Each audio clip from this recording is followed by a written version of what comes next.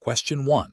During the evaluation of an anonymous tip received by the Bureau of Alcohol, Tobacco, Firearms and Explosives, ATF in Texas, alleging a specific individual is illegally manufacturing and distributing unregistered firearms from their residence, which of the following investigative approaches best adheres to ATF protocols and constitutional requirements? Option A. Immediately seek a search warrant for the individual's residence based solely on the anonymous tip to gather evidence of the alleged illegal firearms manufacturing. Option B. Disregard the tip as unsubstantiated due to its anonymous nature and lack of immediate corroboration, thereby avoiding any potential for improper investigative action. Option C. Initiate a discrete preliminary inquiry to corroborate the tip through surveillance and open-source intelligence gathering, assessing for further indicators of illegal activity before considering more intrusive measures. Option D. Contact the individual directly to inquire about the allegations made in the anonymous tip, seeking their voluntary cooperation in resolving the matter. Correct answer is C. Initiate a discrete preliminary inquiry to corroborate the tip through surveillance and open-source intelligence gathering, assessing for further indicators of illegal activity before considering more intrusive measures. Explanation. This scenario presents a professional challenge due to the inherent tension between the need for swift action in a potential violation and the requirement for due process and adherence to established investigative protocols. Special agents must exercise careful judgment to balance these competing demands, ensuring that evidence is gathered legally and ethically, while not compromising the integrity of an investigation or the rights of individuals. The best professional practice involves initiating a preliminary inquiry based on credible, albeit uncorroborated, information. This approach allows for the discreet gathering of additional information to establish probable cause without prematurely alerting the subject or potentially compromising the investigation.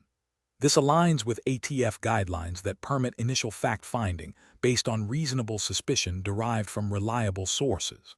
The goal is to determine if further, more intrusive investigative steps are warranted, such as a formal search or surveillance, which would require a higher standard of proof. An incorrect approach would be to immediately execute a search warrant based solely on the initial tip. This bypasses the necessary steps of corroboration and establishing probable cause, violating the Fourth Amendment's protection against unreasonable searches and seizures, and ATF investigative standards that mandate a thorough assessment of evidence before seeking judicial authorization for intrusive measures. Another incorrect approach is to ignore the tip entirely due to its uncorroborated nature. Caution is necessary. Failing to conduct even a preliminary inquiry into a credible tip could lead to the overlooking of significant violations and a dereliction of duty. ATF agents are expected to follow up on credible leads to uphold federal laws. Finally, approaching the subject directly to question them about the tip without any prior investigation or corroboration is also professionally unsound. This could tip off the subject, allowing them to destroy evidence or evade further investigation, and may not yield reliable information if the subject is inclined to mislead. It also fails to build a case based on objective evidence. Professionals should employ a tiered approach to investigations, starting with information gathering and assessment, moving to preliminary inquiries to corroborate or refute initial information, and only then proceeding to more intrusive investigative techniques like searches or arrests, once probable cause is established and legally justified. Question 2.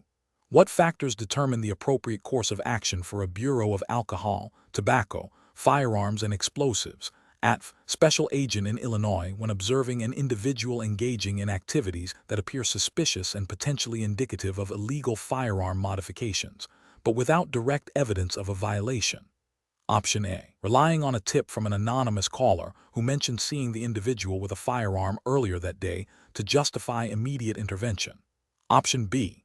Meticulously documenting all observed behaviors and information, then submitting a detailed report to a supervisor for assessment and guidance on proceeding with further investigative steps.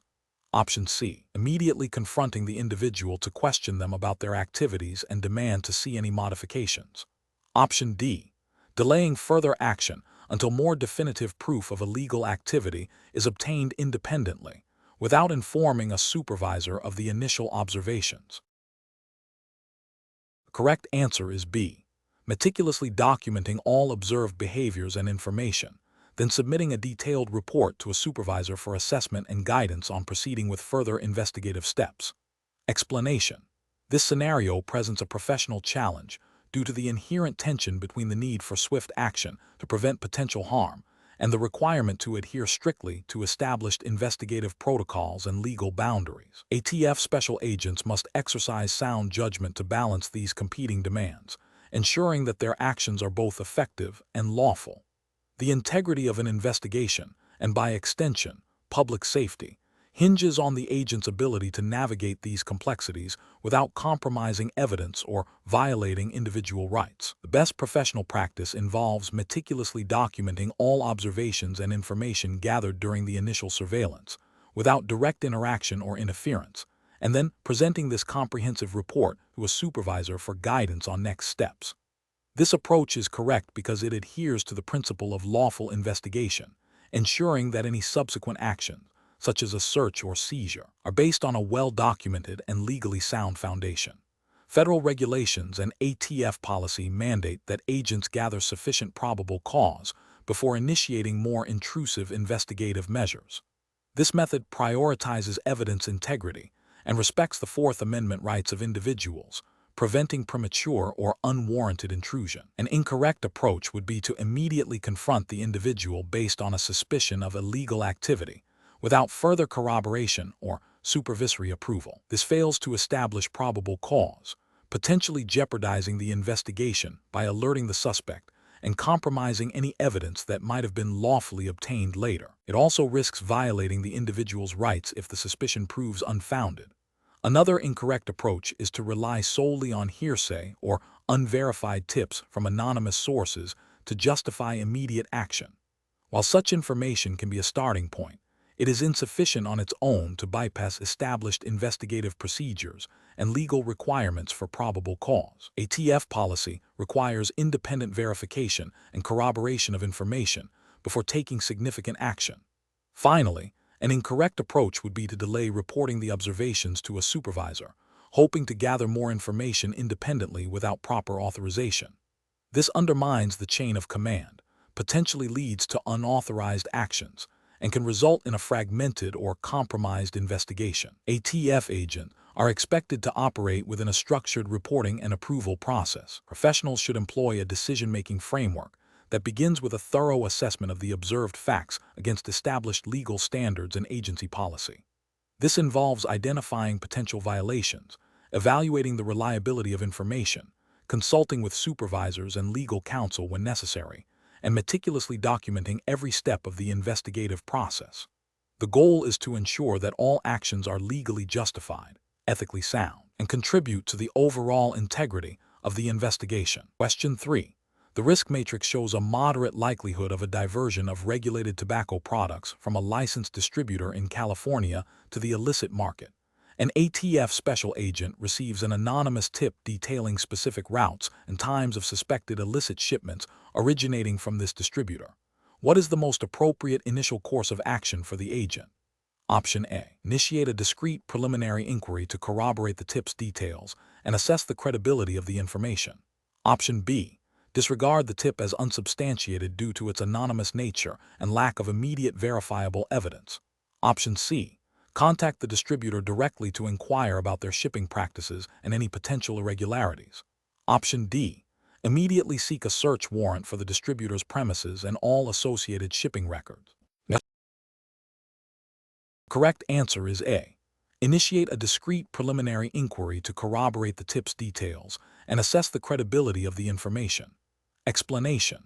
The risk matrix shows a moderate likelihood of a diversion of regulated tobacco products from a licensed distributor in California to the illicit market. This scenario is professionally challenging because it requires an ATF special agent to balance the need for thorough investigation with the imperative to avoid unnecessary disruption to legitimate commerce and potential overreach. The agent must act decisively based on credible intelligence, while adhering strictly to the legal boundaries of their authority and the principles of due process. The best professional approach involves initiating a preliminary inquiry based on the intelligence received. This inquiry would focus on discreetly gathering additional information to corroborate the initial tip without alerting the distributor prematurely. This might include reviewing publicly available shipping manifests, cross-referencing known diversion patterns in the region, and potentially conducting surveillance if warranted and legally permissible. This approach is correct because it aligns with the ATF's mandate to investigate potential violations of federal firearms, explosives, and alcohol and tobacco laws, as outlined in Title 18 of the United States Code, specifically Chapter 44, Firearms, and Chapter 53, Machine Guns, Destructive Devices, and Certain Other Weapons, and relevant regulations under Title 27 of the Code of Federal Regulations concerning alcohol, tobacco, and firearms. It prioritizes evidence-based action and respects the rights of licensed entities until probable cause for a more intrusive investigation is established. An incorrect approach would be to immediately execute a search warrant on the distributor's premises based solely on the initial tip. This is professionally unacceptable because it bypasses the necessary steps of corroboration and probable cause development. Executing a search warrant without sufficient grounds violates the Fourth Amendment of the U.S. Constitution, which protects against unreasonable searches and seizures, and could lead to the suppression of evidence, damage to the ATF's reputation, and potential civil liability. Another incorrect approach would be to ignore the intelligence altogether due to its preliminary nature. This is professionally unacceptable, as it fails to uphold the ATF's duty to investigate potential threats to public safety and revenue collection. The agency has a responsibility to follow up on credible leads, and neglecting such information could allow illicit activities to flourish, undermining federal law enforcement efforts. A further incorrect approach would be to contact the distributor directly and inform them of the tip, requesting voluntary cooperation. While cooperation is often desirable, doing so without a proper investigative framework could alert potential wrongdoers, allowing them to conceal evidence or cease diversion activities, thereby hindering the investigation and potentially compromising the integrity of the evidence. The professional reasoning process for an ATF special agent in such a situation should involve a systematic evaluation of intelligence. This includes assessing the source and reliability of the information, identifying potential federal statutes or regulations that may have been violated, and determining the appropriate level of investigative action based on the gathered evidence and legal constraints. The agent must always operate within the bounds of the law, respecting individual rights and due process, while diligently pursuing leads that could indicate criminal activity. Question 4. Cost-benefit analysis shows that while immediate intervention might seem appealing when receiving credible information about potential illegal explosives activity in Houston, Texas, what is the most appropriate and legally sound course of action for a Bureau of Alcohol, Tobacco, Firearms, and Explosives, ATF, special agent? Option A. Engage in extensive independent surveillance and attempt to corroborate the informant's tip through multiple sources before considering any further action. Option B. Conduct a preliminary assessment of the information's credibility and specificity, and if probable cause is established, seek a search warrant from a judicial officer before any intrusive search of the premises. Option C. Report the information to the ATF field office supervisor and await detailed instructions before taking any investigative steps. Option D. Immediately search the premises described by the informant to confirm the presence of illegal explosives. The correct answer is B. Conduct a preliminary assessment of the information's credibility and specificity, and if probable cause is established, seek a search warrant from a judicial officer before any intrusive search of the premises. Explanation. Scenario analysis. This scenario presents a professional challenge due to the inherent tension between the need for swift action to prevent potential harm and the requirement to adhere strictly to established investigative protocols and legal boundaries. Special agents must exercise sound judgment to balance these competing demands, ensuring that their actions are both effective and lawful, thereby maintaining public trust and the integrity of the Bureau of Alcohol, Tobacco, Firearms, and Explosives, ATF, operations in Texas. Correct approach analysis. The best professional practice involves initiating a preliminary assessment based on the credible, albeit uncorroborated, information received. This assessment would then guide the decision to seek appropriate legal authorization, such as a search warrant, if probable cause is established. This approach is correct because it respects the Fourth Amendment rights of individuals by requiring a judicial determination of probable cause before intrusive investigative actions are taken, aligning with federal law and ATF policy. It ensures that investigations are grounded in evidence and legal authority, preventing overreach and protecting the agency's credibility. Incorrect approach is analysis. Initiating an immediate search of the premises without any corroborating evidence or legal authorization is a significant regulatory and ethical failure. This action violates the Fourth Amendment's protection against unreasonable searches and seizures and would likely render any evidence obtained inadmissible in court. It demonstrates a disregard for due process and established investigative procedures. Contacting the informant for further details and attempting to independently verify the information through discreet surveillance before considering any further action, while seemingly cautious, could be insufficient if the threat is imminent and severe. While verification is crucial, delaying a potential intervention when a credible threat of illegal activity involving explosives is present, without a clear plan for escalation if verification is impossible or too time-consuming, could lead to missed opportunities to prevent harm. This approach might fail to meet the urgency required by the nature of the potential threat. Reporting the information to a supervisor and awaiting further instructions without taking any immediate steps to assess the credibility or potential threat level, even if the information is concerning, could be seen as a failure to act responsibly when faced with a potentially dangerous situation. While chain of command is important, an agent on the ground has a responsibility to make initial assessments and recommend appropriate next steps, especially when public safety is at risk. Professional reasoning. Professionals in this field must employ a tiered approach to information assessment. First, evaluate the credibility and specificity of the information received. Second, determine the potential severity and immediacy of the threat. Third, consult relevant legal statutes and agency policies to understand the permissible investigative steps. Fourth, if probable cause for a search or seizure is suspected, meticulously gather additional information to establish it. Fifth, seek appropriate legal authorization from a judicial officer. Finally, always maintain clear communication with supervisors and colleagues throughout the process. This systematic approach ensures that actions are both effective in protecting public safety and legally sound. Question 5.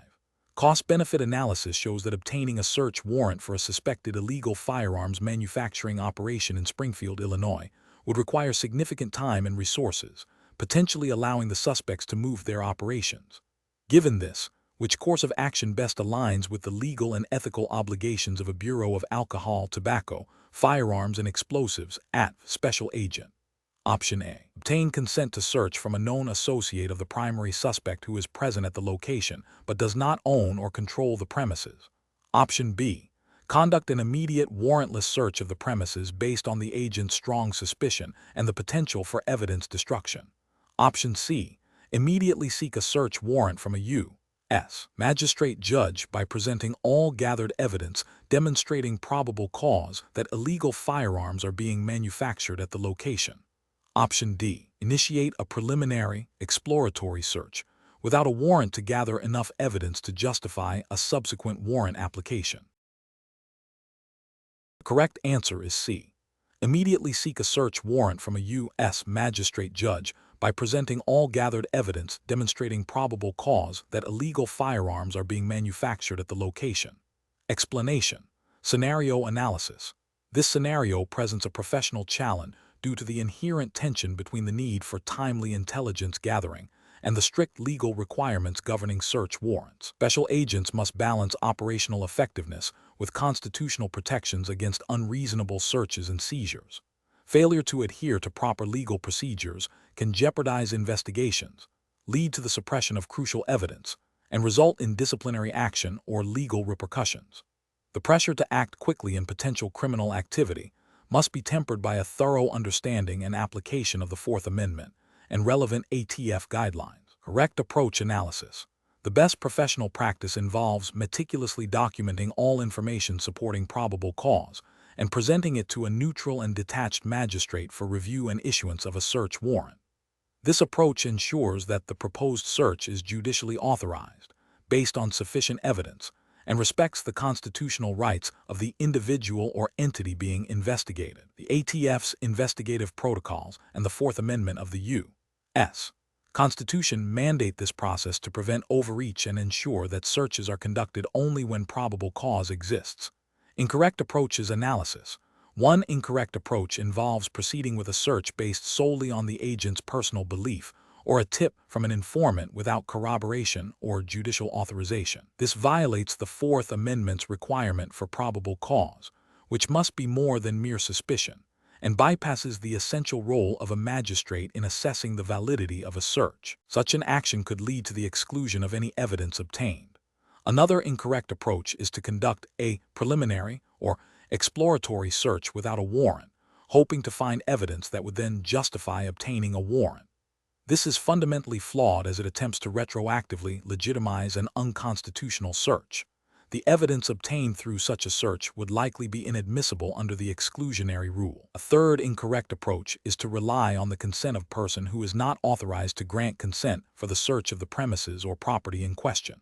For example, obtaining consent from a low-level employee who does not have apparent authority over the area to be searched would not be legally sufficient and could invalidate the search. Professional reasoning.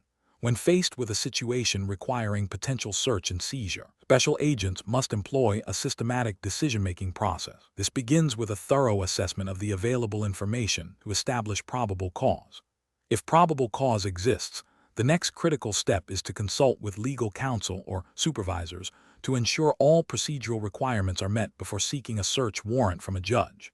Agents must always prioritize adherence to constitutional mandates and ATF regulations over expediency, understanding that a legally sound investigation is paramount to successful prosecution and upholding the rule of law. Question 6. Cost-benefit analysis shows that immediate intervention is often preferable to prolonged observation when a clear violation of federal law is witnessed. In a scenario occurring in Texas, a Bureau of Alcohol, Tobacco, Firearms, and Explosives ATF special agent observes an individual openly carrying a firearm that, based on its distinct features and the context, appears to be an unregistered machine gun, a violation of 18 U.S.C. Section 922(0). What is the most appropriate immediate course of action for the special agent? Option A. Initiate a full, warrantless search of the individual's entire property to locate any other potential contraband. Option B. Secure the immediate area and wait for a supervisor to arrive and provide explicit instructions before proceeding. Option C. Secure the immediate area and the visible illegal firearm, then proceed to obtain the necessary warrants for further investigation if required. Option D. Contact confidential informants to gather more intelligence before taking any overt action. The correct answer is C. Secure the immediate area and the visible illegal firearm, then proceed to obtain the necessary warrants for further investigation if required. Explanation. Scenario analysis. This scenario presents a professional challenge due to the inherent tension between the need for swift action to prevent potential harm and the requirement to adhere strictly to established investigative protocols and legal boundaries. Special agents must exercise sound judgment to balance the urgency of a situation with the imperative of maintaining the integrity of evidence and respecting individual rights, all within the framework of federal law. Missteps can lead to compromised investigations, inadmissible evidence, and potential civil liability. Correct approach analysis. The best professional practice involves initiating a preliminary inquiry based on the credible, first-hand observation of a violation. This approach is correct because it aligns with the ATF's mandate to enforce federal laws concerning firearms, explosives, and other regulated items. Specifically, observing a clear violation of 18 U.S.C. Section 922(0), unlawful possession of machine gun, provides probable cause for further investigation and potential seizure of the illegal item. This initial observation, being direct and uncorrupted by hearsay or speculation, forms a solid foundation for investigative steps, including seeking necessary warrants if further intrusion or seizure beyond plain view is required. It respects due process by grounding actions in observable facts. Incorrect approaches analysis.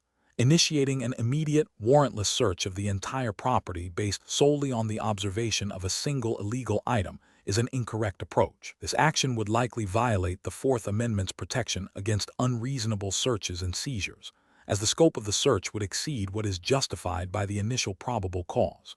The observation of a machine gun in plain view does not automatically grant authority to search the entire premises without a warrant. Contacting informants for additional information before taking any action is also an incorrect approach in this specific scenario. While informants can be valuable investigative tools, the presence of a clear, observable violation of federal law provides sufficient immediate grounds for action. Delaying action based on informant input, when direct evidence of a crime is already present, could allow the suspect to dispose of the illegal item or escape, thereby jeopardizing the investigation and public safety. Securing the immediate area and waiting for a supervisor's explicit authorization before any further action is taken, while demonstrating caution, is not the most efficient or appropriate response when a clear federal crime is being committed in plain view. While supervisory guidance is important, the agent has the authority and responsibility to act upon observing a violation of federal law, especially when it involves potentially dangerous items like unregistered machine guns. The delay could allow the situation to escalate or the evidence to be lost. Professional reasoning. Professionals should employ a tiered approach to decision-making. First, identify the observable facts and determine if they constitute a clear violation of federal law within their jurisdiction. Second, assess the immediate threat to public safety and the potential for evidence destruction. Third, consult relevant statutes and departmental policy to determine the appropriate course of action, balancing the need for swift intervention with legal and ethical constraints. In cases of plain view violations, immediate action to secure the scene and the illegal item, followed by the pursuit of necessary legal authorization for further investigation, is generally the most effective and legally sound strategy. Question 7. The control framework reveals that a special agent in Chicago, Illinois, has developed a confidential informant who claims to have direct knowledge of an impending illegal firearm shipment. The informant is eager to provide details, but has a history of providing information that, while sometimes accurate, has also been embellished. The agent needs to act quickly to intercept the shipment, but also must ensure the information is legally sound and ethically obtained according to ATF guidelines and federal law.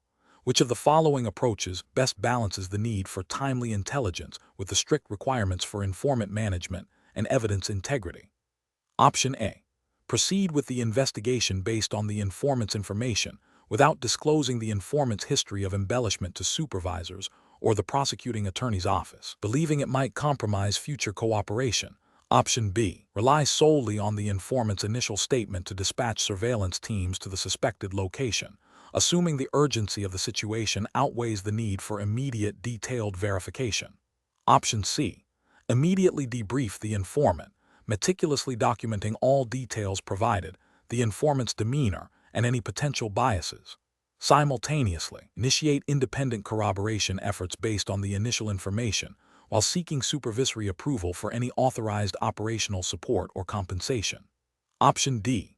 Offer the informant a significant financial reward and a promise of leniency on a past minor offense in exchange for immediate, specific details about the shipment, without consulting supervisors or documenting the offer extensively. The correct answer is C. Immediately debrief the informant, meticulously documenting all details provided, the informant's demeanor, and any potential biases. Simultaneously, initiate independent corroboration efforts based on the initial information while seeking supervisory approval for any authorized operational support or compensation. Explanation.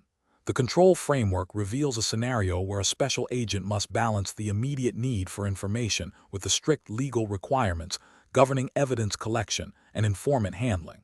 This situation is professionally challenging because the agent is under pressure to develop actionable intelligence quickly, which can create a temptation to bypass established protocols. However, any deviation from the Bureau of Alcohol, Tobacco, Firearms and Explosives, ATF, regulations and federal law regarding informant management and evidence handling can compromise the investigation, lead to the suppression of evidence, and result in severe legal and ethical repercussions. Careful judgment is required to ensure that all actions are legally sound and ethically defensible. The best professional practice involves meticulously documenting all interactions with the confidential informant, including the nature of the information provided, any inducements offered or received, and the agent's assessment of the informant's reliability. This approach ensures full compliance with ATF's Confidential Informant Program guidelines and federal statutes governing informant operations, such as those related to entrapment and the admissibility of evidence obtained through informants. By maintaining a clear and detailed record, the agent establishes a transparent chain of custody for information and demonstrates due diligence in managing the informant relationship, thereby safeguarding the integrity of the investigation and any potential prosecution. An approach that involves accepting information from the informant without verifying its source or independently corroborating key details is professionally unacceptable. This failure to exercise due diligence can lead to the use of unreliable or fabricated information, potentially jeopardizing the investigation and the agent's credibility. Furthermore, it violates the principle of ensuring that intelligence is gathered through lawful and ethical means. Another professionally unacceptable approach is to offer the informant direct financial incentives or leniency on unrelated charges in exchange for specific information without proper authorization and documentation. Such actions can create a perception of coercion or undue influence, potentially tainting the evidence obtained and raising legal challenges regarding the informant's motives and the voluntariness of their cooperation. This also circumvents established ATF procedures for compensating informants and managing their cooperation. Finally, an approach that involves withholding critical information about the informant's background or potential biases from supervisors or prosecuting attorneys is also professionally unacceptable. Transparency is paramount in informant operations. Failing to disclose relevant information can hinder proper oversight, lead to flawed investigative strategies, and undermine the prosecution's ability to present a complete and accurate case to the court. The professional reasoning process for similar situations should involve a thorough understanding of ATF regulations and relevant federal laws. Agents must prioritize adherence to established protocols for informant management, evidence collection, and reporting. When faced with pressure to expedite an investigation, agents should always consult with their supervisors and legal counsel to ensure that all actions are compliant and ethically sound. A commitment to meticulous documentation and transparency is crucial for maintaining the integrity of their work and the justice system. Question 8. Stakeholder feedback indicates a need to refine the process for managing confidential informants in ongoing investigations within the United States. An ATF special agent in the New York Field Division is developing a strategy to elicit critical information from a source who has expressed willingness to cooperate in exchange for assistance with their pending state-level charges. The agent must consider the most appropriate and legally sound method to proceed. Option A. Instruct the informant to continue their current illegal activities to gather more information, as this is the only way to obtain the necessary evidence. Option B. Assure the informant that their cooperation will be strongly recommended to the state prosecutor's office, implying a direct link between their assistance and a favorable outcome for their charges. Option C. Document all interactions meticulously, clearly informing the informant that any potential benefits are subject to the approval of the prosecuting authorities and the court, and that no promises of leniency can be made by the agent directly. Option D. Agree to provide the informant with a direct financial payment for their services, without fully debriefing them on the source of their information or verifying its accuracy. The correct answer is C.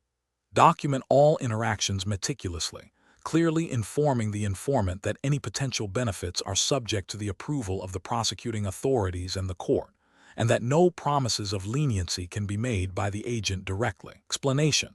Scenario analysis.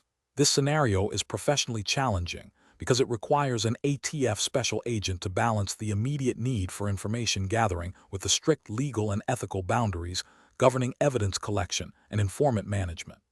The agent must navigate the potential for informant coercion or manipulation, which could compromise the integrity of the investigation and lead to inadmissible evidence. Maintaining public trust and upholding the principles of due process are paramount. Correct approach analysis. The best professional practice involves meticulously documenting all interactions with the informant, ensuring no promises of leniency or preferential treatment are made that are outside the agent's authority.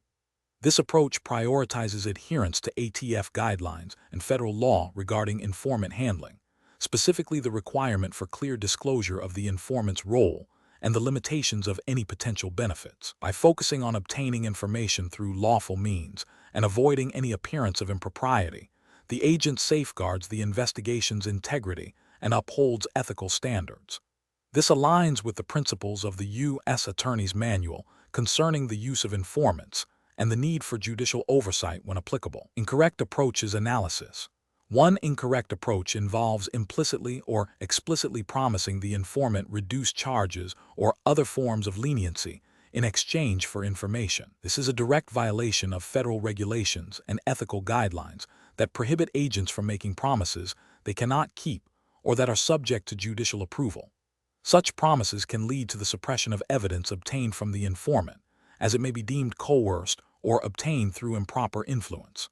Another incorrect approach is to fail to adequately debrief the informant regarding the source and nature of their information, or to not verify the information independently. This can lead to investigations based on unreliable or fabricated intelligence, wasting valuable resources and potentially implicating innocent individuals. It also bypasses established ATF protocols for informant vetting and information corroboration.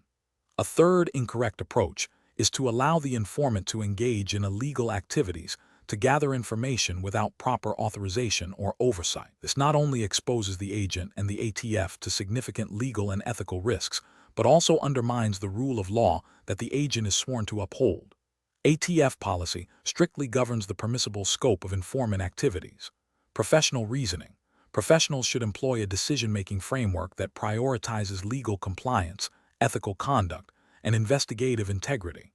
This involves a thorough understanding of ATF policies, federal statutes, and case law related to informant handling. Before engaging with an informant, agents should clearly define the scope of the relationship, the permissible methods of information gathering, and the limitations of any potential benefits. All interactions must be meticulously documented, and information obtained must be independently corroborated whenever possible. When faced with situations that push ethical or legal boundaries, agents should consult with supervisors and legal counsel to ensure all actions are justifiable and defensible. Question 9. The efficiency study reveals a need to streamline the processing of seized firearms within the Illinois field office of the ATF. Which of the following strategies best balances the imperative for speed with the absolute requirement for maintaining the integrity of evidence and adhering to all applicable federal and Illinois state regulations? Option A. Implement significant procedural changes based on the personal experiences and suggestions of a select group of senior agents, without a broader data-driven assessment of the entire process. Option B. Conduct a thorough analysis of the current firearm seizure and processing workflow, utilizing data metrics and agent feedback to pinpoint inefficiencies, and then implement phased procedural adjustments designed to improve throughput while rigorously maintaining chain of custody protocols. Option C. Invest in advanced technological solutions for firearm tracking and storage immediately, assuming that new equipment will inherently resolve existing processing delays. Option D. Expedite the initial intake of seized firearms by minimizing detailed documentation at the point of seizure and during initial processing to reduce turnaround time. The correct answer is B. Conduct a thorough analysis of the current firearm seizure and processing workflow, utilizing data metrics and agent feedback to pinpoint inefficiencies, and then implement phased procedural adjustments designed to improve throughput while rigorously maintaining chain of custody protocols. Explanation. The efficiency study reveals a critical need to optimize the process for handling seized firearms in Illinois. This scenario is professionally challenging because it directly impacts public safety, the integrity of evidence, and the efficient functioning of law enforcement operations. Special agents must balance speed with meticulous adherence to legal and procedural requirements. Failure to do so can lead to compromised investigations, inadmissible evidence, and potential legal repercussions. The best approach involves a systematic review of the current firearm seizure and processing workflow, identifying bottlenecks through data analysis and agent feedback, and then implementing targeted procedural changes that enhance speed and accuracy without compromising chain of custody or evidence integrity. This is correct because it aligns with the core principles of process optimization by focusing on data-driven improvements and stakeholder input. Specifically, it respects the strict chain of custody requirements mandated by Illinois law and ATF guidelines for seized firearms, ensuring that each step from seizure to storage and eventual disposition is documented and legally sound. This methodical approach minimizes the risk of evidence tampering or loss, which is paramount in firearms investigations. An approach that prioritizes speed by reducing documentation at intake points is professionally unacceptable. This would violate Illinois statutes and ATF regulations concerning evidence handling and chain of custody, potentially rendering seized firearms inadmissible in court and undermining the investigation. Another unacceptable approach is to implement changes based solely on anecdotal evidence from a few agents without a comprehensive data analysis. This risks addressing symptoms rather than root causes and could lead to inefficient or even counterproductive changes, failing to achieve true process optimization and potentially introducing new vulnerabilities. Finally, an approach that focuses on acquiring new technology without first optimizing existing workflows is also flawed. While technology can be a tool for efficiency, implementing it without understanding and refining the underlying processes can be costly and ineffective, failing to address fundamental procedural issues and potentially creating new operational complexities. Professionals should employ a decision-making framework that begins with clearly defining the problem and desired outcomes. This involves gathering comprehensive data, consulting relevant regulations and guidelines, such as those from the ATF and Illinois state law, seeking input from all stakeholders, and then developing and testing potential solutions. Continuous monitoring and evaluation are essential to ensure sustained efficiency and compliance. Question 10. The assessment process reveals that Special Agent Miller has seized 5 kilograms of a controlled substance in California. The substance is packaged in multiple sealed bags, with each bag weighing approximately 0.1 kilograms tare weight. The laboratory requires a representative sample of no more than 1 gram for initial analysis. Federal regulations, specifically 28 CFR Part 59, stipulate that excess controlled substances, after the analytical sample is secured and documented, should be disposed of promptly, with destruction timelines commencing after the initial analytical report is filed, provided no further testing is anticipated. Agent Miller needs to determine the total weight of the substance to be retained for analysis and the weight of the excess substance eligible for expedited destruction, assuming the initial analytical report is filed immediately after the sample is taken. Option A. Retain 1 kilogram for analysis and approximately 4,000 kilograms for expedited destruction. Option B. Retain 5 grams for analysis and approximately 4,995 kilograms for expedited destruction. Option C. Retain 50 grams for analysis and approximately 4,950 kilograms for expedited destruction. Option D. Retain 1 gram for analysis and approximately 4,999 kilograms for expedited destruction. The correct answer is D. Retain 1 gram for analysis and approximately 4,999 kilograms for expedited destruction. Explanation. The assessment process reveals a common challenge faced by ATF special agents, balancing the need for efficient evidence processing with the absolute requirement for maintaining the integrity of seized materials and adhering to strict chain of custody protocols. This scenario is professionally challenging because an agent must make a rapid, data-driven decision under pressure, where a miscalculation could compromise an investigation, lead to the exclusion of critical evidence, or even result in the improper destruction of controlled substances. The integrity of the ATF's mission relies on meticulous attention to detail and adherence to federal regulations governing the handling of evidence. The best approach involves a precise calculation of the total weight of the seized substance, accounting for the tare weight of the packaging, and then applying the established federal guidelines for sample retention and destruction timelines.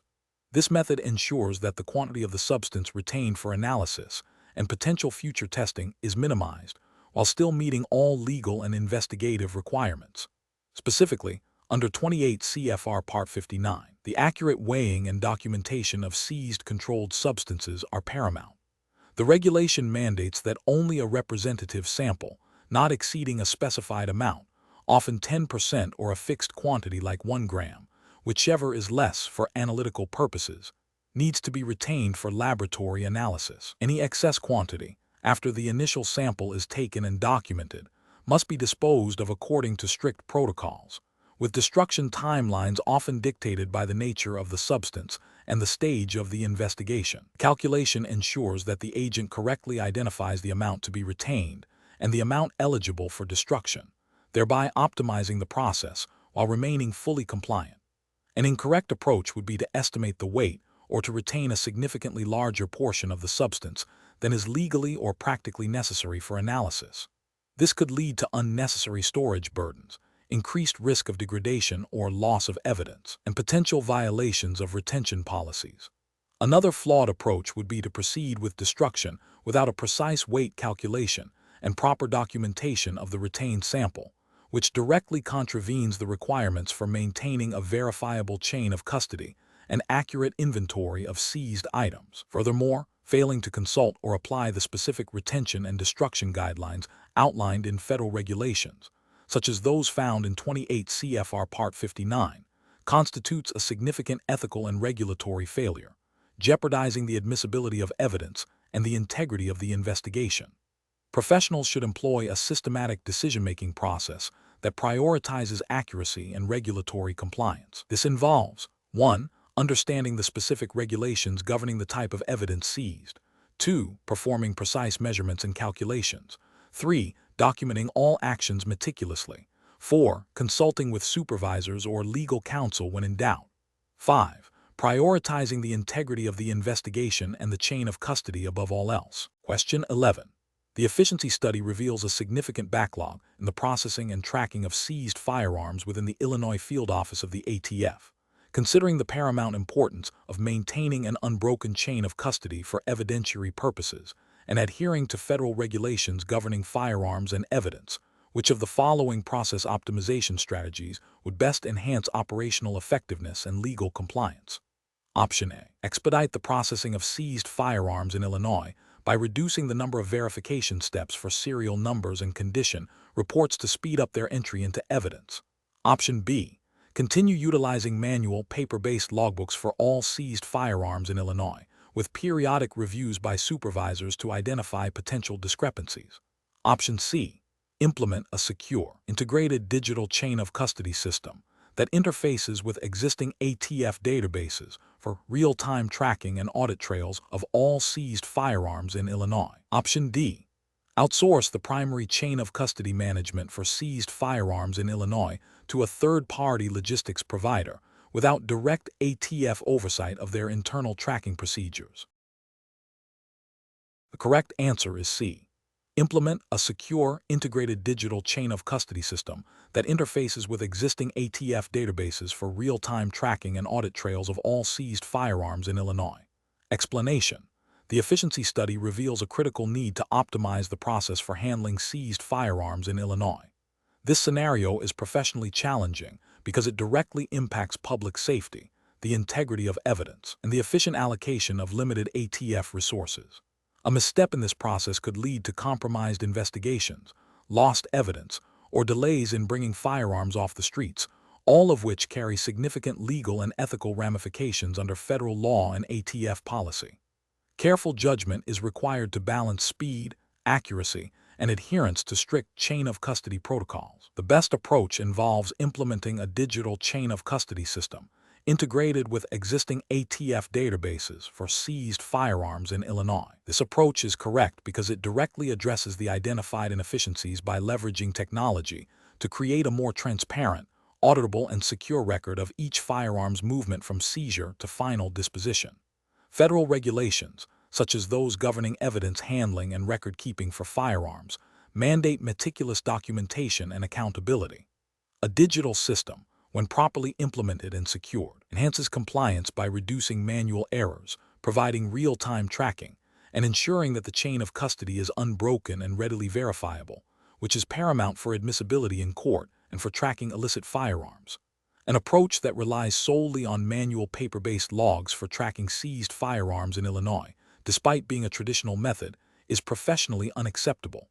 This method is prone to human error, such as misfiling, illegible entries, or accidental loss of documents, which can create gaps in the chain of custody. Such gaps can jeopardize investigations and lead to the exclusion of crucial evidence, violating federal evidentiary standards and ATF procedural guidelines. Another professionally unacceptable approach would be to prioritize speed of processing over thorough documentation and verification of each firearm's serial number and condition. While efficiency is a goal, compromising the accuracy of the record or the integrity of the evidence itself is a direct violation of ATF policy and federal law concerning evidence management. This could lead to misidentification of firearms, incorrect disposition, and potential legal challenges. Furthermore, an approach that involves delegating the primary responsibility for chain of custody management to personnel without adequate training in federal firearms regulations and evidence handling protocols is also unacceptable. Proper training ensures that all agents understand the legal and procedural requirement for maintaining an unbroken chain of custody, which is a cornerstone of federal law enforcement investigations. The professional reasoning framework for this situation should involve a risk-based assessment of current processes, identifying bottlenecks and vulnerabilities. Professionals should then research and propose solutions that demonstrably improve accuracy, security, and compliance with federal regulations and ATF policy. Pilot testing new procedures, ensuring comprehensive training for all involved personnel, and establishing clear oversight mechanisms are crucial steps in adopting any process optimization strategy. The ultimate decision should be guided by the principles of maintaining the integrity of evidence, ensuring legal admissibility, and upholding public safety. Question 12. Benchmark analysis indicates that a Bureau of Alcohol, Tobacco, Firearms, and Explosives, ATF, special agent operating in California, has received credible intelligence regarding an ongoing, large-scale illegal firearm manufacturing operation occurring within a residential area in Los Angeles County. The intelligence suggests the operation is utilizing advanced machinery and potentially distributing firearms across state lines.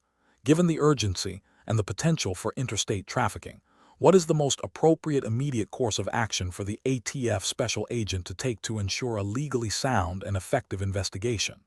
Option A. Contact the ATF's internal legal counsel for guidance on federal preemption of state firearm manufacturing laws before taking any action.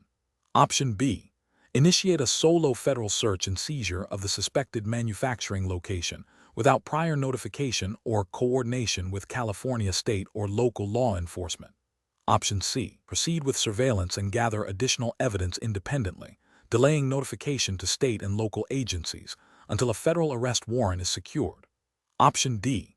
Immediately notify the California Department of Justice and the relevant local law enforcement agency, e.g., Los Angeles Police Department or Los Angeles County Sheriff's Department, to coordinate investigative efforts and potential joint operations. The correct answer is D. Immediately notify the California Department of Justice and the relevant local law enforcement agency, e.g., Los Angeles Police Department or Los Angeles County Sheriff's Department, to coordinate investigative efforts and potential joint operations. Explanation. Scenario analysis. This scenario presents a professional challenge for a Bureau of Alcohol, Tobacco, Firearms, and Explosives, ATF, special agent in California, requiring a nuanced understanding of jurisdictional boundaries and interagency cooperation. The agent must balance the urgency of an ongoing investigation with the legal and procedural requirements of involving the appropriate state and local law enforcement entities. Failure to do so could jeopardize the investigation, lead to evidence suppression, or result in interagency friction. Careful judgment is required to ensure all actions are legally sound and procedurally correct within the framework of California law and federal ATF guidelines. Correct approach analysis. The best professional practice involves immediately notifying the California Department of Justice, DOJ, and the relevant local law enforcement agency, e.g., the Los Angeles Police Department or Los Angeles County Sheriff's Department, about the suspected illegal firearm manufacturing operation. This approach is correct because it adheres to the principle of respecting jurisdictional boundaries and fostering interagency collaboration. Federal agents, while having broad authority, are expected to coordinate with state and local authorities when their investigations intersect with state or local criminal activity.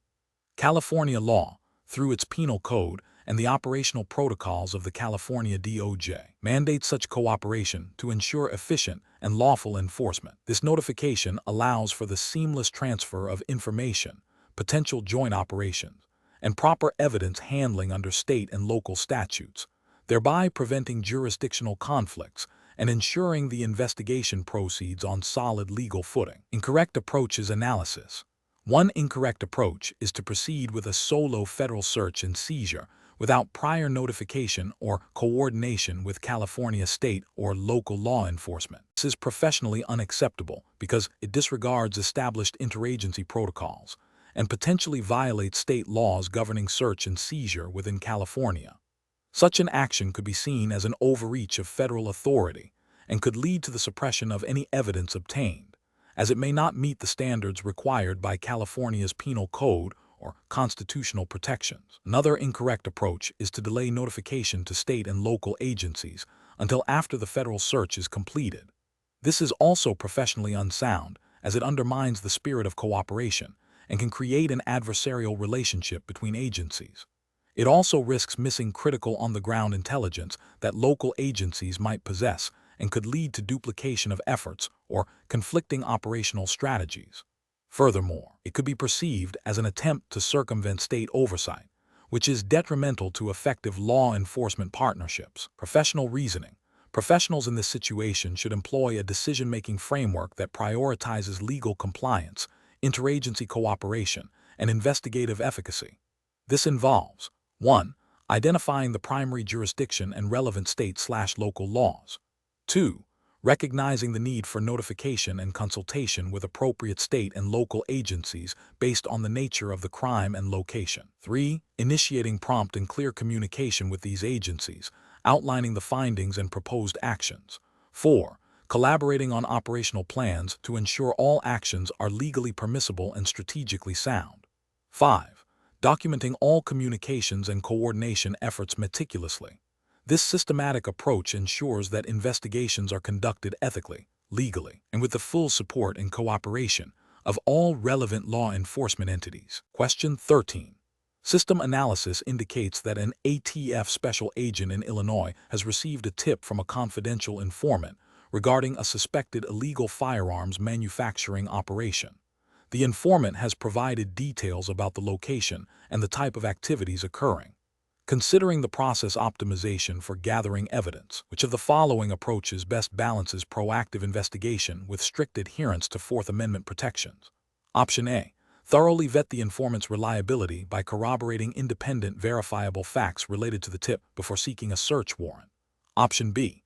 Immediately seek a search warrant based solely on the informant's statement, assuming the informant's information is inherently reliable. Option C. Interpret vague or circumstantial details from the informant as sufficient probable cause for an immediate, warrantless search of the premises. Option D. Initiate surveillance and gather intelligence on the suspected operation only after a search warrant has been requested, but before it is officially granted. The correct answer is A.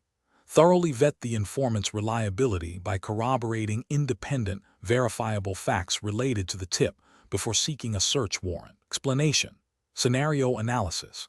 This scenario presents a professional challenge for an ATF special agent in Illinois by requiring a nuanced understanding of the balance between proactive intelligence gathering and the strict adherence to Fourth Amendment protections against unreasonable searches and seizures.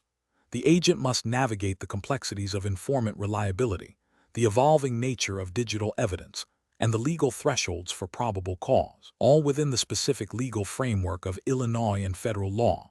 Failure to do so could result in the suppression of critical evidence, jeopardizing an investigation and undermining public safety. Correct approach analysis. The best professional practice involves a systematic and legally sound approach to developing probable cause. This begins with thoroughly vetting the informant's reliability through corroboration of independent, verifiable facts. The agent must then meticulously document all gathered intelligence, ensuring it directly links the suspect to the illegal activity and the location to be searched. This approach prioritizes building a strong, legally defensible case for probable cause before seeking a warrant, thereby respecting constitutional rights and maximizing the likelihood of successful prosecution. This aligns with the principles of due process and the requirements for obtaining a search warrant under the Fourth Amendment, as interpreted by Illinois courts and federal precedent. Incorrect approaches analysis. One incorrect approach involves relying solely on the informant's tip without independent corroboration. This is a significant regulatory and ethical failure because it bypasses the critical requirement for independent verification of an informant's information before establishing probable cause. Such an approach risks violating the Fourth Amendment by basing a warrant request on potentially unreliable or fabricated information, leading to the suppression of evidence and potential disciplinary action. Another incorrect approach is to initiate surveillance and gather intelligence only after the warrant has been requested, but before it is granted. This is professionally unsound and legally problematic. It constitutes an unreasonable search and seizure if conducted without a warrant or established exceptions, violating the Fourth Amendment. Furthermore, it demonstrates a lack of foresight and a failure to build a comprehensive case for probable cause prior to seeking judicial authorization, potentially tipping off the suspect and compromising the investigation. A third incorrect approach is to interpret vague or circumstantial information from the informant as sufficient probable cause for an immediate search without further investigation. This is a critical failure to understand the legal standard for probable cause, which requires more than mere suspicion. Such an interpretation disregards the need for specific, articulable facts that directly link the suspect to criminal activity and the place to be searched, thereby risking a violation of constitutional rights and the integrity of the investigation. Professional reasoning. ATF special agents in Illinois must employ a decision-making framework that prioritizes legal compliance and investigative integrity. This involves a continuous assessment of the reliability of information, the strength of evidence, and the legal standards for probable cause at every stage of an investigation. Agents should always seek to corroborate informant tips through independent means, meticulously document all findings, and consult with legal counsel when in doubt about the sufficiency of probable cause or the legality of investigative steps. The ultimate goal is to build a robust, legally sound case that upholds constitutional rights while effectively combating illegal activities. Question 14. Analysis of intelligence gathered by a Bureau of Alcohol, Tobacco, Firearms and Explosives, ATF, special agent in Illinois indicates a credible and imminent threat of illegal firearms being transferred to individuals with known violent histories. The agent has received information from a confidential informant, whose reliability has been inconsistent in the past, suggesting the transfer will occur within the next 24 hours at a specific private residence. The agent has not yet independently corroborated the informant's tip regarding the location or timing of the transfer. What is the most appropriate and legally sound course of action for the ATF special agent to pursue in Illinois? Option A.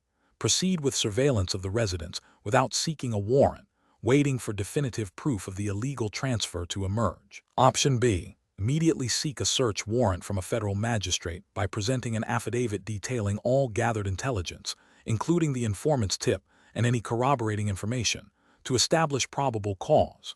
Option C.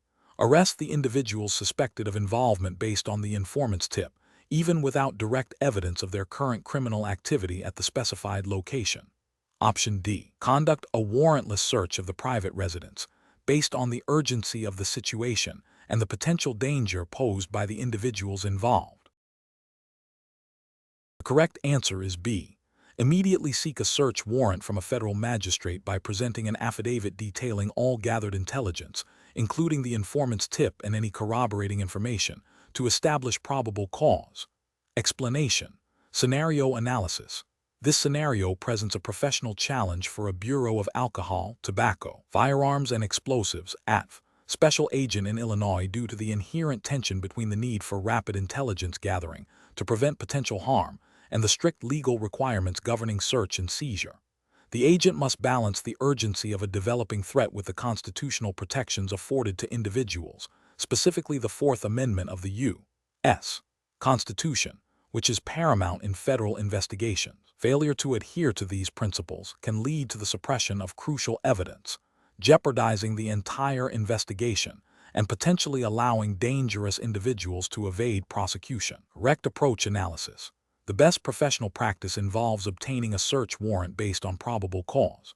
This approach requires the agent to meticulously document all gathered intelligence, demonstrating a substantial and trustworthy basis for believing that contraband or evidence of a crime will be found in the specific location to be searched. The agent must then present this sworn affidavit to a neutral and detached magistrate or judge. The magistrate reviews the affidavit to determine if probable cause exists, thereby acting as a crucial check on executive power and ensuring that searches are conducted only when legally justified. This process directly upholds the Fourth Amendment's protection against unreasonable searches and seizures, and is the cornerstone of lawful investigative procedure in federal cases, including those handled by the ATF in Illinois. Incorrect approaches analysis.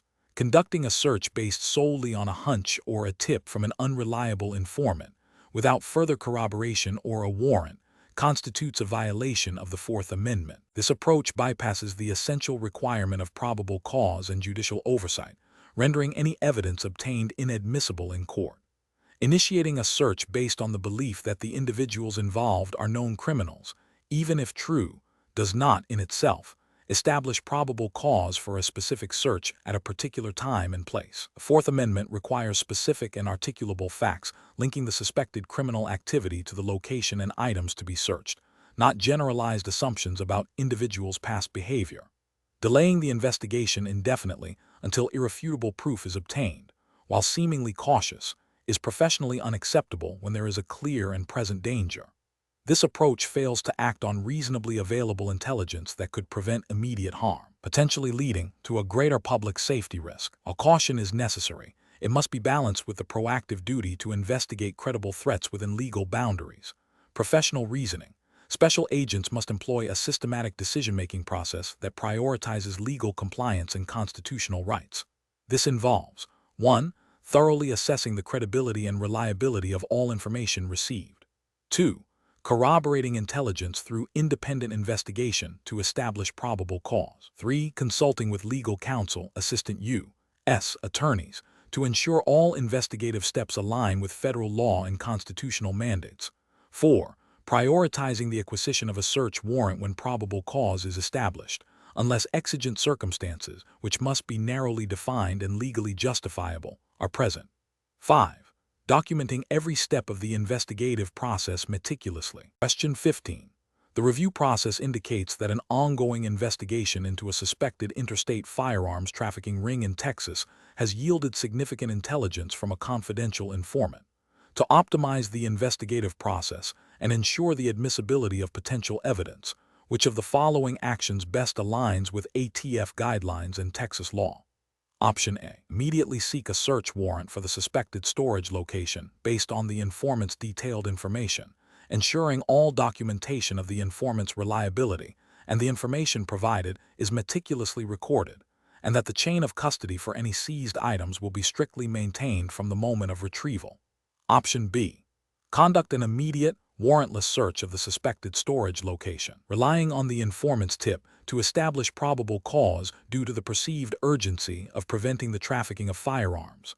Option C. Delay the investigation to conduct extensive independent surveillance for an extended period, even if it risks the destruction or dispersal of evidence, to ensure absolute certainty before any legal action is taken. Option D. Accept the informant's information at face value and proceed with seizing any firearms found at the location without obtaining a warrant, assuming the informant's tip is sufficient justification for immediate action. The correct answer is A. Immediately seek a search warrant for the suspected storage location based on the informant's detailed information, ensuring all documentation of the informant's reliability and the information provided is meticulously recorded, and that the chain of custody for any seized items will be strictly maintained from the moment of retrieval. Explanation. The review process indicates a critical juncture in the investigation of a potential interstate firearms trafficking ring operating within the state of Texas. The challenge lies in balancing the urgency of gathering evidence to disrupt ongoing criminal activity with the strict adherence to federal and state laws governing search and seizure, particularly concerning the use of informants and the chain of custody for seized evidence. Missteps in process optimization can lead to the suppression of crucial evidence, jeopardizing the entire investigation and allowing dangerous individuals to evade prosecution. The best approach involves a meticulous and legally sound process optimization that prioritizes the integrity of the investigation and the admissibility of evidence. This means ensuring that all investigative steps, from informant debriefing to evidence collection and storage, are conducted in strict accordance with the Bureau of Alcohol, Tobacco, Firearms, and Explosives ATF guidelines and relevant Texas statutes. Specifically, this includes obtaining proper warrants based on probable cause, meticulously documenting all interactions with informants, and maintaining an unbroken chain of custody for all seized firearms and related materials. This approach safeguards the investigation against legal challenges and upholds the principles of due process. An incorrect approach would be to bypass or expedite warrant procedures based on the perceived urgency of the situation. This could involve conducting searches without a warrant or relying solely on informant tips without independent corroboration, which violates Fourth Amendment protections against unreasonable searches and seizures. Another flawed approach is to neglect the rigorous documentation of the chain of custody for seized items. This can occur through improper labeling, inadequate record keeping, or the unauthorized handling of evidence by individuals not part of the authorized chain. Such oversights can render the evidence inadmissible in court, as it raises doubts about its authenticity and integrity. Furthermore, failing to properly vet and manage informants, including failing to document their reliability and the information provided, can lead to the use of unreliable intelligence, potentially compromising the investigation and leading to wrongful accusations. Professionals should employ a systematic decision-making process that begins with a thorough understanding of the legal framework. When faced with time-sensitive situations, the priority is to identify legal avenues for expedited action, such as seeking an exigent circumstances warrant, rather than abandoning legal requirements. Every investigative action must be documented meticulously, with a clear rationale for each step. The integrity of evidence is paramount, and all personnel must be trained and held accountable for maintaining the chain of custody. Regular legal review and consultation with prosecutorial authorities are essential to ensure that investigative processes remain compliant and effective. Question 16. Performance analysis shows that an ATF special agent in the New York Field Division is working on a complex firearms trafficking investigation. The agent has gathered significant intelligence, including details about planned illicit shipments and the identities of key individuals involved. The agent is considering how best to share critical updates with a trusted colleague in the Chicago Field Division, who is working on a related but separate aspect of the same trafficking network. What is the most appropriate and legally compliant approach for the agent to take in New York? Option A. Utilize the ATF's secure internal communication system to transmit a detailed, encrypted report to the colleague, clearly outlining the need to know and requesting confirmation of receipt and secure handling. Option B. Share the raw intelligence data, including informant details, with the colleague through a shared cloud storage service that is not officially sanctioned by the ATF. Option C. Send a summary of the findings via a personal, encrypted email to the colleague, assuming the colleague will handle the information discreetly. Option D. Discuss the investigative details in a public forum or over an unsecured phone line with the colleague to ensure rapid information exchange. The correct answer is A. Utilize the ATF's secure internal communication system to transmit a detailed, encrypted report to the colleague, clearly outlining the need to know and requesting confirmation of receipt and secure handling. Explanation. Scenario analysis. This scenario presents a professional challenge involving the potential compromise of sensitive information during an ongoing investigation. The core difficulty lies in balancing the need for efficient information sharing to advance the investigation with the absolute imperative to protect the integrity of evidence and the privacy of individuals involved, as mandated by federal law and ATF policy. Premature or unauthorized disclosure could jeopardize the investigation, lead to the destruction of evidence, or result in civil liability and disciplinary action. Careful judgment is required to determine the appropriate channels and level of detail for information dissemination. Correct approach analysis. The best professional practice involves adhering strictly to established ATF protocols for information sharing and evidence handling. This means that any information regarding an ongoing investigation, particularly sensitive details that could impact its outcome or reveal investigative techniques, must be disseminated only through official, authorized channels and to personnel with a demonstrable need to know. This approach ensures that information is shared in a controlled, secure, and legally compliant manner, safeguarding the investigation's integrity and respecting privacy rights. The ATF's internal directives and federal statutes governing evidence collection and dissemination provide the framework for this controlled process, emphasizing chain of custody and authorized access. Incorrect approach is analysis.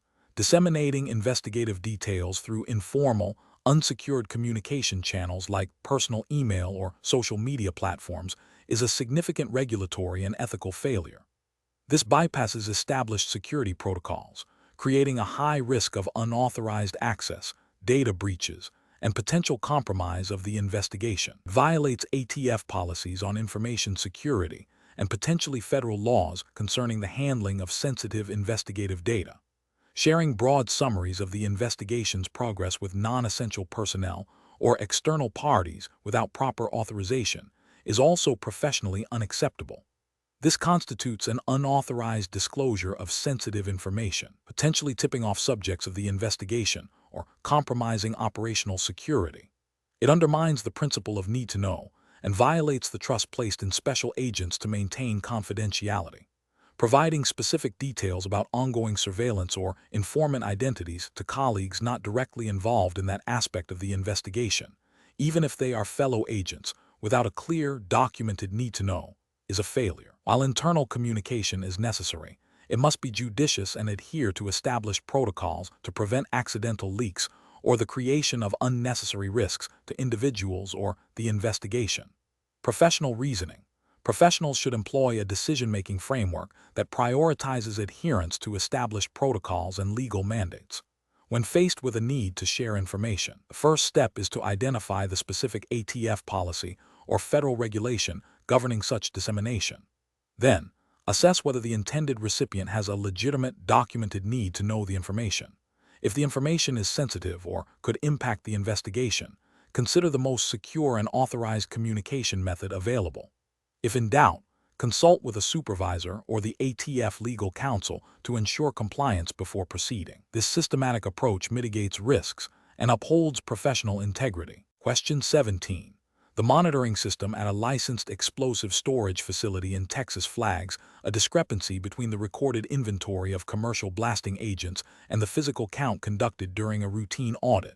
The difference is minor, representing less than 0.5% of the total quantity. What is the most appropriate immediate action for the facility's compliance officer? Option A. Adjust the inventory records to match the physical count, and consider the discrepancy a minor administrative error, documenting the adjustment internally. Option B.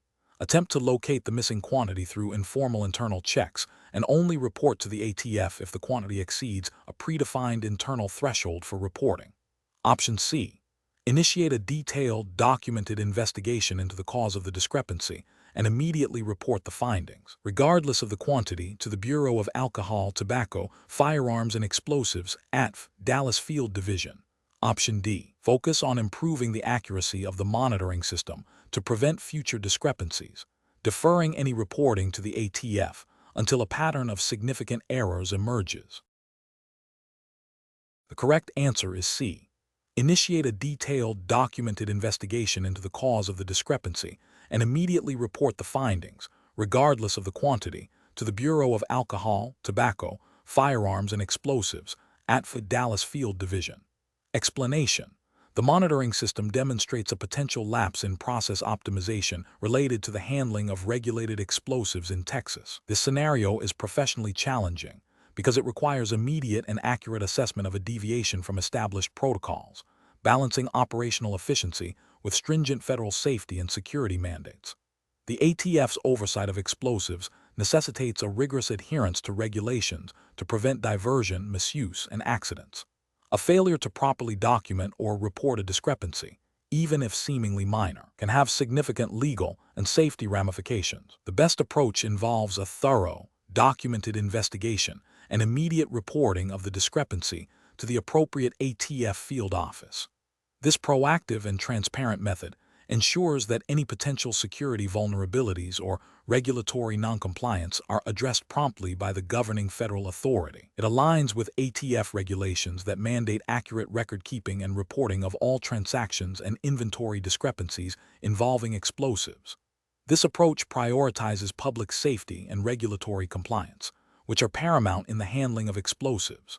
An approach that involves attempting to reconcile the discrepancy internally without official reporting risks masking a more serious issue, such as theft or diversion. This failure to report a potential violation of federal law is a direct contravention of ATF regulations and could lead to severe penalties, including license revocation and criminal charges. Another incorrect approach would be to dismiss the discrepancy as a minor administrative error without further investigation or documentation. This demonstrates a lack of diligence and a disregard for the meticulous record-keeping required by ATF. Such an oversight could have dire consequences if the discrepancy is indeed indicative of a security breach or illegal activity. Finally, an approach that focuses solely on correcting the inventory record without investigating the root cause of the discrepancy fails to address the underlying process issue. While correcting the record is necessary, understanding why the discrepancy occurred is crucial for preventing future occurrences and ensuring the integrity of the explosive supply chain. Professionals in this field should employ a decision-making framework that prioritizes regulatory compliance, safety, and transparency. This involves 1. Identifying deviations from established procedures. 2. Immediately assessing the potential risks associated with the deviation. 3. Consulting relevant ATF regulations and internal policies. 4. Documenting all findings and actions taken. 5. Reporting any significant discrepancies or potential violations to the appropriate authorities in a timely manner. 6. Implementing corrective actions to prevent recurrence. Question 18. Investigation of a suspected large-scale firearms trafficking operation in Houston, Texas, has led special agents to a self-storage unit believed to contain illegal weapons. An informant, whose reliability has been previously established, has provided detailed information about the contents of the unit, including specific types of firearms and quantities. The agents have observed activity around the unit consistent with the informant's description, but they have not yet witnessed any direct transfer of weapons. What is the most appropriate and legally sound course of action for the ATF special agents to pursue? Option A. Seek a judicially authorized search warrant for the storage unit based on the informant's tip and their own corroborating observations. Option B. Conduct a limited protective sweep of the storage unit to ensure no immediate threats exist before seeking a warrant. Option C. Halt all investigative actions related to the storage unit until irrefutable, direct evidence of firearms transfer is obtained. Option D. Immediately search the storage unit based on the informant's tip and the observed activity, believing the evidence will be destroyed if they wait. Correct answer is A. Seek a judicially authorized search warrant for the storage unit based on the informant's tip and their own corroborating observations. Explanation. Scenario analysis. This scenario presents a professional challenge due to the inherent tension between the urgency of an investigation and the meticulous adherence to legal and procedural safeguards. Special agents must balance the need to gather evidence quickly with the constitutional rights of individuals and the integrity of the investigative process. Failure to do so can lead to the suppression of evidence, compromised investigations, and damage to public trust. The specific context of a potential firearms trafficking ring in Texas necessitates a deep understanding of federal firearms laws enforced by the ATF and the procedural requirements for search and seizure. Correct approach analysis.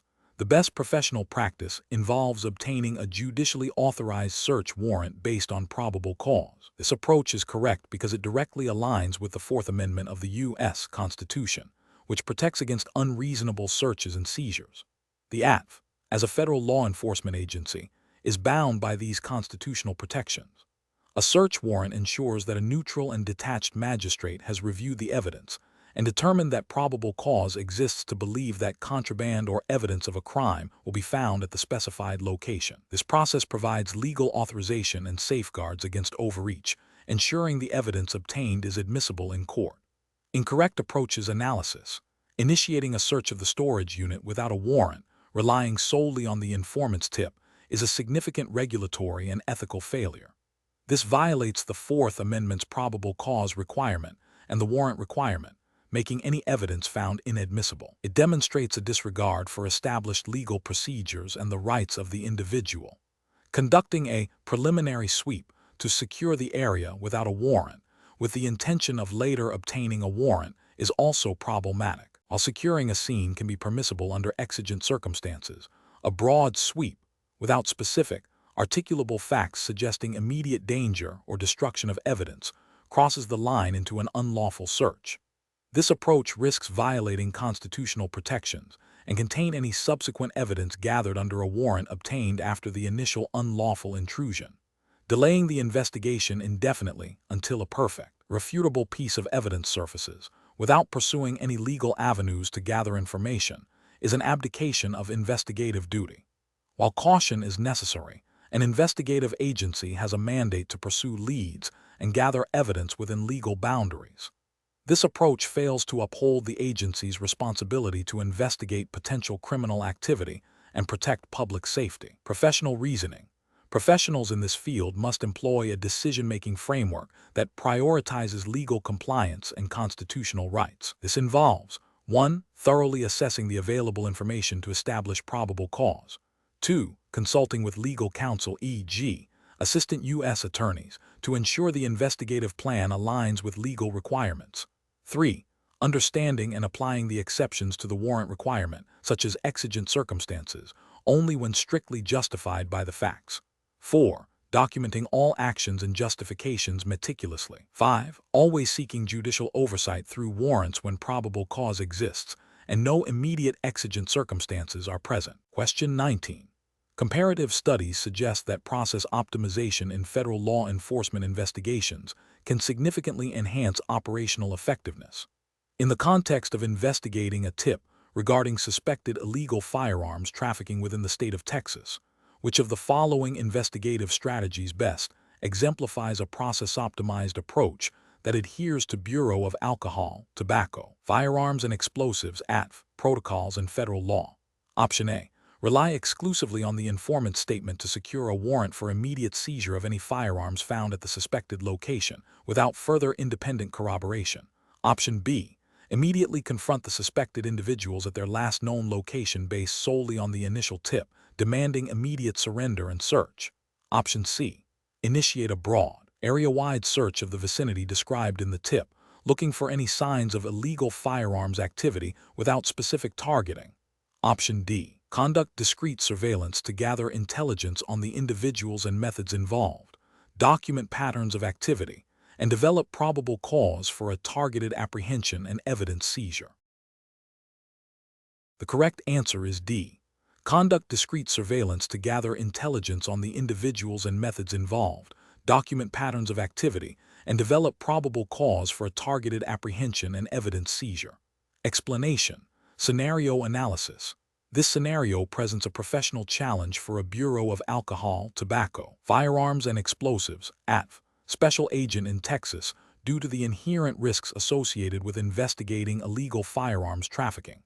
The agent must balance the need for thorough evidence collection with the imperative to protect public safety and avoid unnecessary escalation. The complexity arises from the clandestine nature of such operations, the potential for violence, and the need to adhere strictly to federal statutes and ATF protocols governing investigations, surveillance, and evidence handling.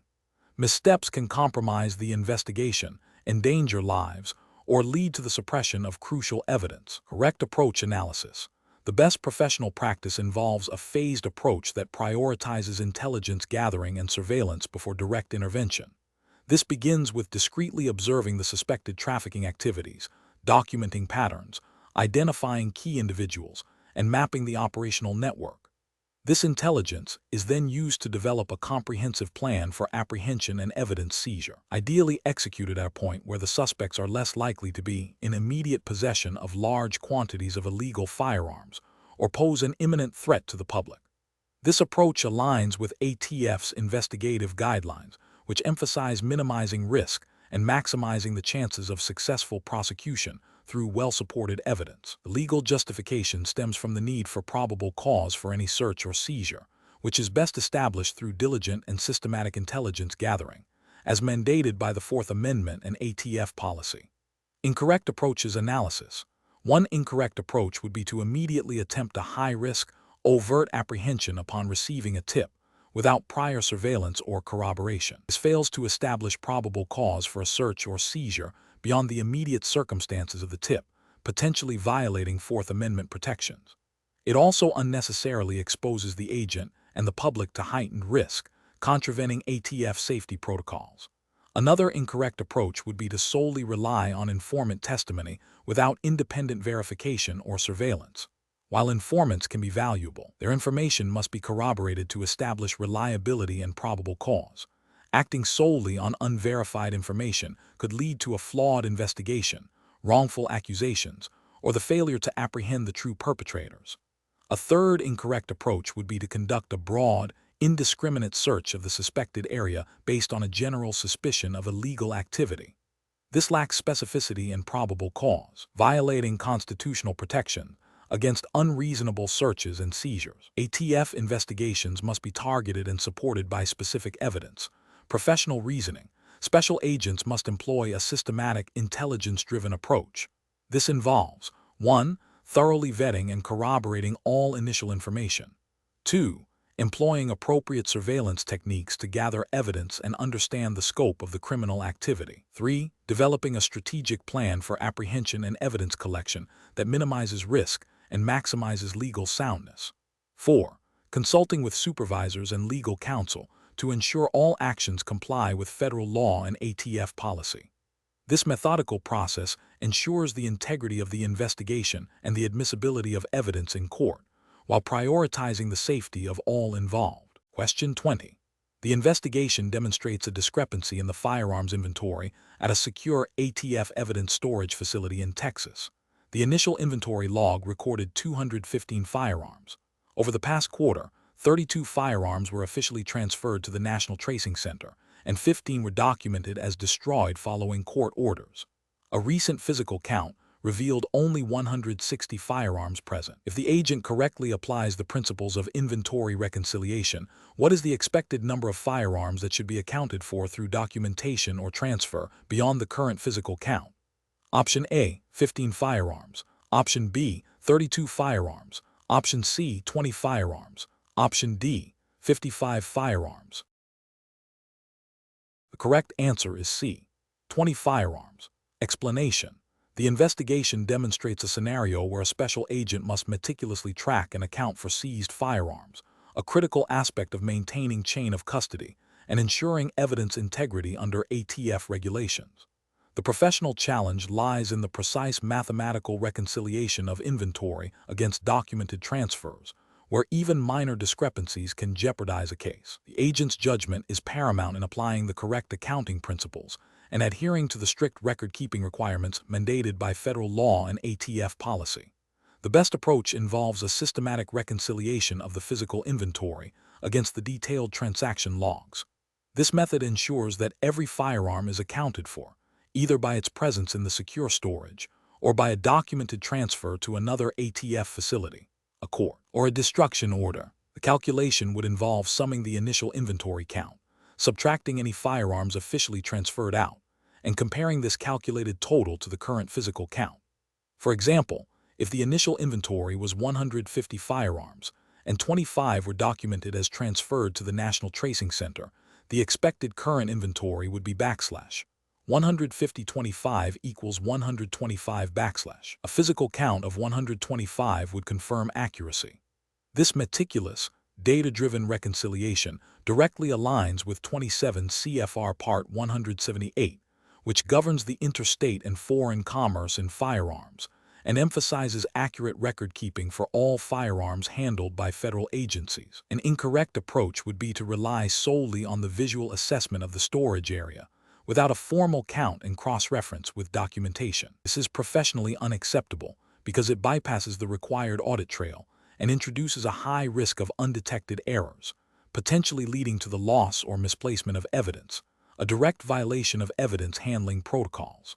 Another incorrect approach is to assume that any missing firearms are due to administrative errors and to simply adjust the logbook to match the physical count without further investigation. This is ethically flawed as it attempts to conceal discrepancies rather than resolve them, undermining the integrity of the investigation and potentially obstructing justice. It fails to acknowledge the legal requirement for accurate and verifiable records. A third incorrect approach is to only reconcile the inventory when a specific audit is scheduled, rather than performing regular, proactive checks. This reactive stance increases the likelihood of significant discrepancies going unnoticed for extended periods, making it harder to trace the origin of any loss and potentially compromising ongoing investigations. Professionals should employ a decision-making framework that prioritizes accuracy, accountability, and adherence to regulatory mandates. This involves establishing a routine of regular, detailed inventory checks, cross-referencing physical counts with all relevant documentation, and immediately investigating and documenting any discrepancies, no matter how small. This proactive and rigorous approach ensures the integrity of evidence and upholds the standards of the ATF.